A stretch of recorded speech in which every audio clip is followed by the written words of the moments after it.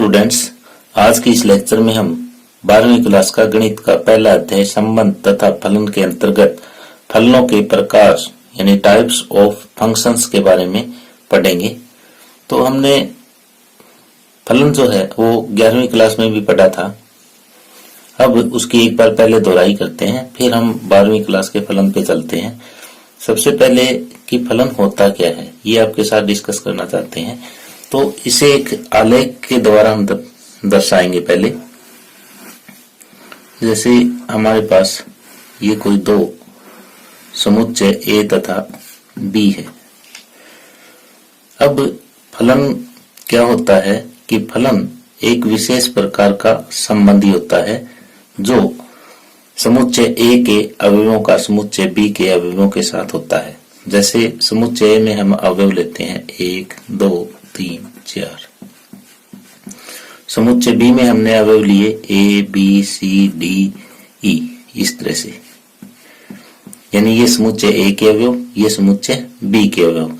इनका संबंध इस तरीके से हम दर्शाते हैं कि 1 का संबंध ए के साथ, 2 का संबंध बी के साथ, 3 का संबंध भी बी के साथ, 4 का संबंध सी के साथ। तो हमने ये एक संबंध दर्शा दिया। अब कोई भी संबंध जो है वो फलन कब होता है वो देखो। तो कोई भी संबंध फलन होने के लिए ए के प्रत्येक अवयव का बी के अवयवों के साथ यानी किसी ना किसी अवयव के साथ संबंध होना जरूरी है। एक कंडीशन तो ये है, और दूसरी कंडीशन ये है कि ए के किसी भी अवयव का बी के एक से ज्यादा अवयवों के साथ संबंध न हो। तो ये मैं एक बार लिख देता हूं ताकि आपको याद रह जाए कि पहली कंडीशन क्या है। पहली कंडीशन ये है कि समुच्चय ए के सभी अवयवों का समुच्चय बी के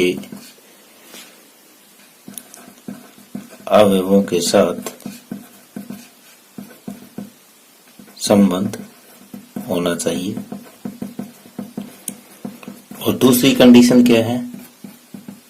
दूसरी कंडीशन ये है कि जो समुच्चय ए के अवयव है वो एक से ज्यादा बी के अवयवों से संबंध ना रखे। कि समुच्चय ए का कोई भी अवयव समुच्चय बी के एक से अधिक अवयवों से संबंधित न हो। तो अगर ये कोई भी दो समुच्चय अगर इन दोनों कंडीशंस को फुलफिल करते हैं तो वो उनके बीच में संबंध बनेगा, वो एक फलन होगा और इसे हम एफ के द्वारा डिनोट करते हैं। अब यहाँ देखते हैं कि क्या ये फंक्शन है। तो यहाँ देखो, एक पहली कंडीशन पूरी करता है, समुच्चय ए के सभी अवयवों का समुच्चय बी के अवयवों के साथ संबंध होना चाहिए। तो ए में कोई भी ऐसा अवयव नहीं है जिसका संबंध बी के साथ ना हो। अब दूसरी कंडीशन, समुच्चय ए का कोई भी अवयव समुच्चय बी के एक से अधिक अवयवों से संबंधित ना हो। तो समुच्चय ए का कोई भी अवयव समुच्चय बी में एक से अधिक से नहीं है, क्योंकि यहाँ पे देखो 2 है वो बी से है, 3 है वो बी से है। तो ये दूसरी कंडीशन का एक एग्जांपल लेता हूं कि कोई भी संबंध है वो फलन कब नहीं है। ये देखें,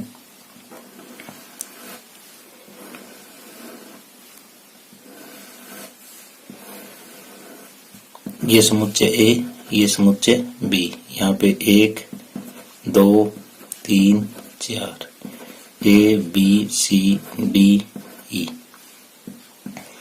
ये समुच्चय हमने ले लिए।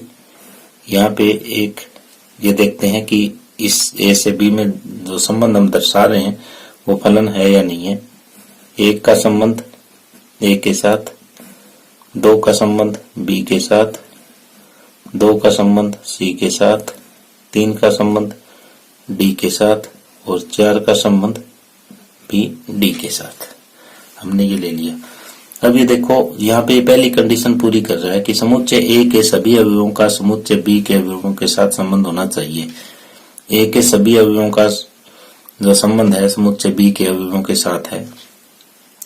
दूसरी कंडीशन देखें, समुच्चय ए का कोई भी अवयव समुच्चय बी के एक से अधिक अवयवों से संबंधित ना हो। तो ये देखो जो 2 है वो बी से भी संबंध रखता है और सी से भी संबंध रखता है।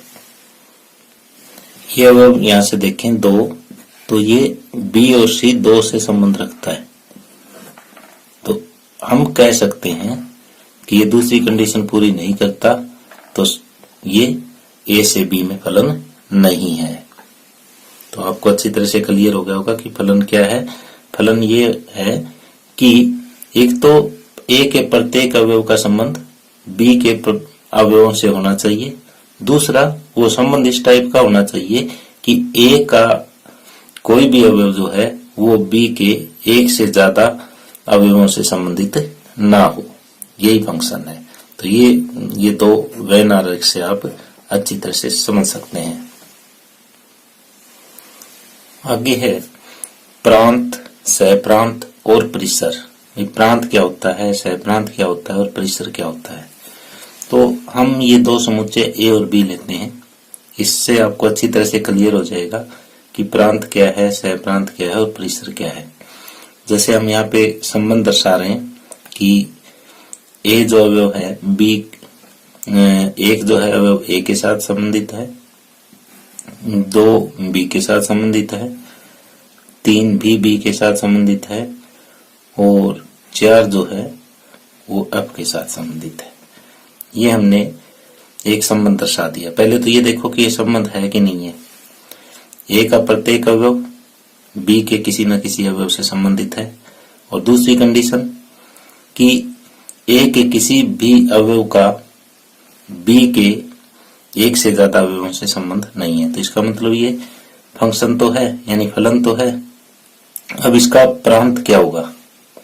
प्रांत जो होगा वो समुच्चय होगा, यानी समुच्चय ए के जो अवयव है वो इसका प्रांत होगा। लिखेंगे कैसे, 1 2 3 4, ये प्रांत है। और सहप्रांत, सहप्रांत जो है वो समुच्चय बी होगा। ये इसके सारे अवयव आ जाते हैं, बी सी डी ई और एफ। ये सहप्रांत है। अब आता है परिसर। परिसर में क्या होगा कि केवल वो अवयव आएंगे जो ए के अवयवों से संबंधित है। तो जैसे ए के अवयवों से संबंधित कौन सा है, ए है, बी है और एफ है। ये सी डी ई ए के किसी भी अवयव से संबंध नहीं रखते। तो इसका मतलब ये तीनों अवयव परिसर में नहीं आएंगे।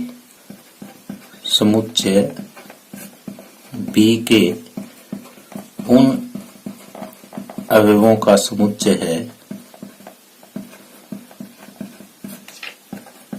जो समुच्चय ए के अवयवों के साथ से संबंधित है। यहाँ देखते हैं कौन कौन है संबंधित। यानी ए संबंधित है 1 से, बी संबंधित 2 और 3 से, अब संबंधित है 4 से। तो ये केवल 3 ही आएंगे, ए बी और अब। तो अब मुझे पूरी उम्मीद है कि आपको प्रांत समझ में आ गया क्या है, सहप्रांत भी क्या होता है ये भी समझ में आ गया होगा, परिसर भी क्या है ये भी समझ आ गया होगा। अब आगे एक फलन दिया हुआ है ए से बी तक, ये हम मान लेते हैं और हमें इसके प्रांत, सहप्रांत और परिसर ज्ञात करने हैं। ये एक एग्जांपल ले रहे हैं हम। तो यहाँ पे प्रांत क्या होगा, प्रांत हमने बताया था कि समुच्चय ए के जो अवयव है यानी समुच्चय ए जो है वही प्रांत है, यानी 2 3 4 6 सहप्रांत क्या होगा, समुच्चय बी के अवयव यानी 1, 4, 9, 16, 25। और परिसर क्या है, परिसर जो अवयव बी के हैं और ए के साथ किसी न किसी रूप में संबंधित है वो परिसर में आएंगे। जैसे 1, 4 और 9 ये तो ए के अवयवों से संबंधित है, बाकी 16, 25 नहीं है, तो वो इस परिसर में अवयव नहीं आएंगे। तो इस तरह से ये प्रांत, सहप्रांत और परिसर हम अच्छी तरह से ज्ञात करना सीख गए हैं। फलन की परिभाषा के बाद हम फलन के प्रकार के बारे में पढ़ेंगे। तो पहला प्रकार हमारा एककी फलन, यानी इसको 1-1 भी कहेंगे, एकक फलन भी कह सकते हैं, और इंग्लिश में इसको इंजेक्टिव फंक्शन कहा जाएगा। तो सबसे जो अच्छा है, बोलने में आसान है, वो 1-1 फंक्शन भी कहा जा सकता है। अब मैंने यहाँ पे 2 फंक्शन लिए हैं इसकी परिभाषा तक पहुंचने के लिए। हम ये 2 फंक्शन लेते हैं और इन दोनों में हम अंतर ढूंढते हैं कि अंतर क्या है। तो हम थोड़ा स्टडी करें इसका, तो अंतर ये महसूस हो रहा है हमें कि जो f1 है इसमें a के प्रत्येक अवयव का संबंध जो है b के अलग अलग अवयवों से है। जैसे 1 का संबंध b के साथ है, 2 का a के साथ, 3 का c के साथ, 4 का d के साथ। लेकिन f2 फंक्शन में क्या है कि 1 का a के साथ है, 4 का d के साथ है। ये दोनों तो अलग अलग है, लेकिन जो अवयव 2 और 3 है उन दोनों अवयवों का संबंध समुच्चय b के केवल एक ही अवयव b के साथ है। तो ये अंतर है। तो इसका जो कोसपोनेंस है वो 1 के साथ 1 का है, लेकिन इसमें 1 के साथ 1 वाला नहीं है। क्यों नहीं है? क्योंकि जो ये 2 और 3 जो अवयव हैं इनका संबंध केवल एक ही अवयव b के साथ है। तो अगर अलग अलग अवयवों का संबंध अलग अलग अवयवों के साथ है, यदि समुच्चय A के प्रत्येक अवयव का संबंध समुच्चय B के अलग अलग अवयवों के साथ है,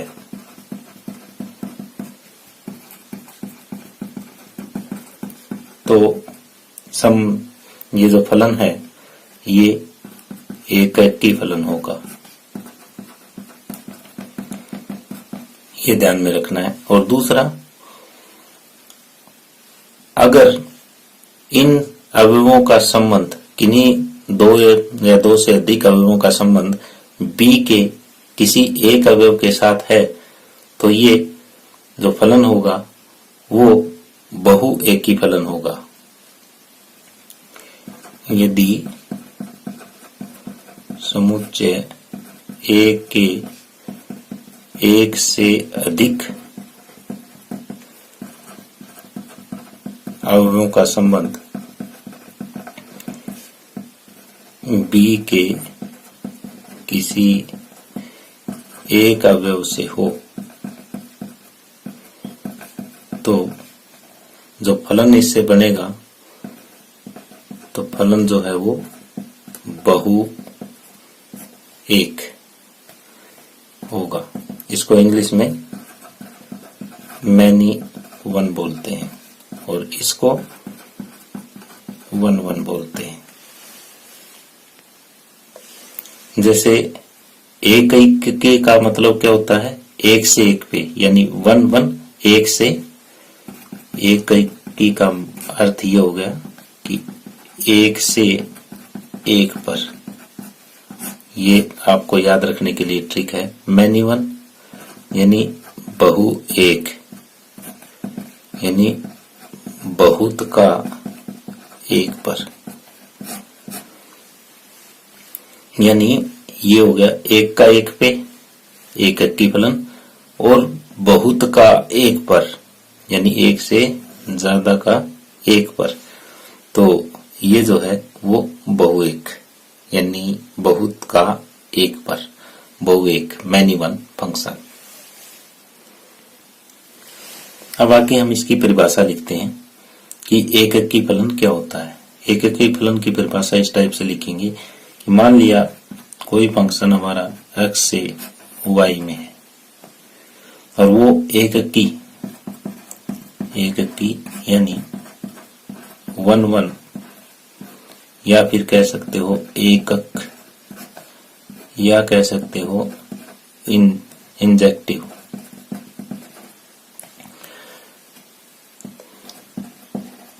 कहलाता है। यदि ये कंडीशन है कि fx1 बराबर fx2 हमें दिया हुआ हो, तो इसके लिए अगर x1 बराबर x2 है, fx1 बराबर fx2 लेके चलें और हम ये सिद्ध कर दें कि x1 और x2 बराबर हैं, और किसके लिए, सभी x1 x2 जो कि x से संबंध रखता है, तो इस कंडीशन में जो हमारा फंक्शन है वो 1 फंक्शन कहलाएगा। अब जो है, अब ये वाला फंक्शन जो हमने ऊपर लिया था वो देखते हैं कि क्या 1 है, जो दूसरा हमने लिया था,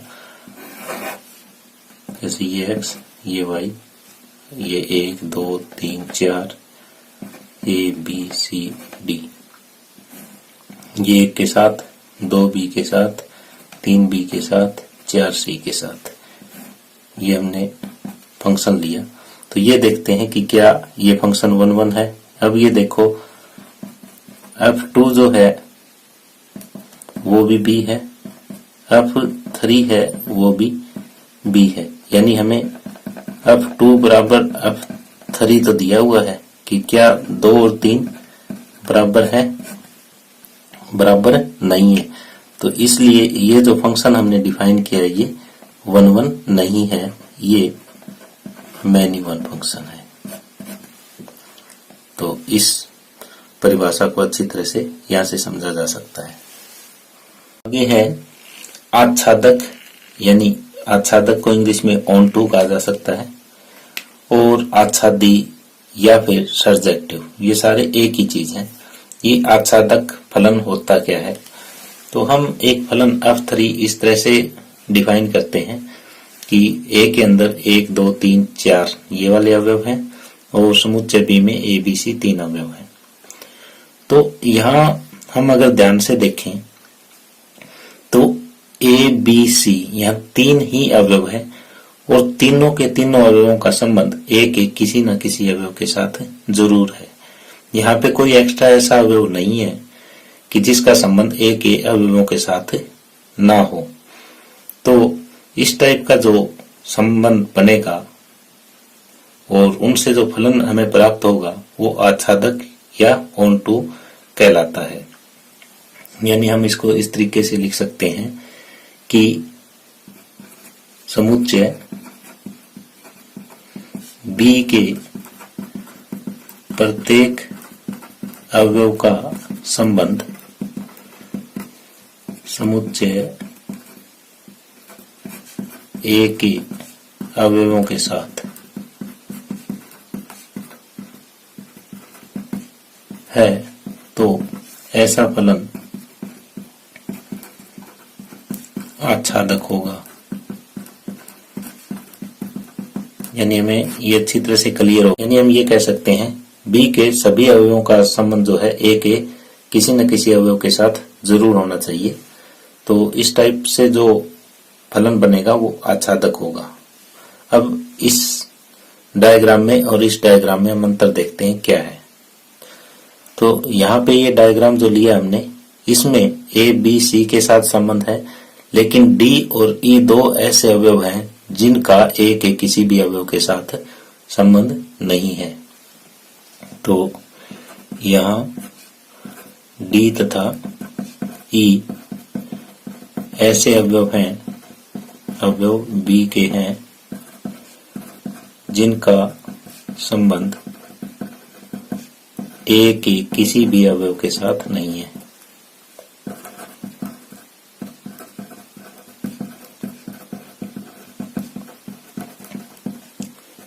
तो ये आच्छादक नहीं है। यानी आच्छादक होने के लिए क्या चाहिए था कि इन सभी अवयवों का संबंध ए के अवयवों के साथ होना चाहिए था। यहाँ 2 एक्स्ट्रा बच गए थे, ये आच्छादक नहीं है। तो आच्छादक आप अच्छी तरह से समझ गए होंगे। अब हम ये देखते हैं कि आच्छादक का जो परिसर है और सहप्रांत है वो दोनों के दोनों बराबर होते हैं। आच्छादक में कोई भी फलन अगर आच्छादक है तो उसका परिसर और सहप्रांत दोनों सेम ही होते हैं। क्यों? क्योंकि सहप्रांत में तो बी के अवयव आते हैं और परिसर में वो अवयव आते हैं जिनका संबंध ए के अवयवों के साथ हो, तो ये दोनों सेम रहेंगे। अब आगे हम परिभाषा देखते हैं। आच्छादक या ऑन टू या आच्छादी या सर्जेक्टिव, ये फलन कौन सा होता है? तो हम एक फंक्शन डिफाइन करते हैं x से y में, और ये आच्छादक ऑन टू या आच्छादी या सर्जेक्टिव कहलाता है यदि प्रत्येक y के लिए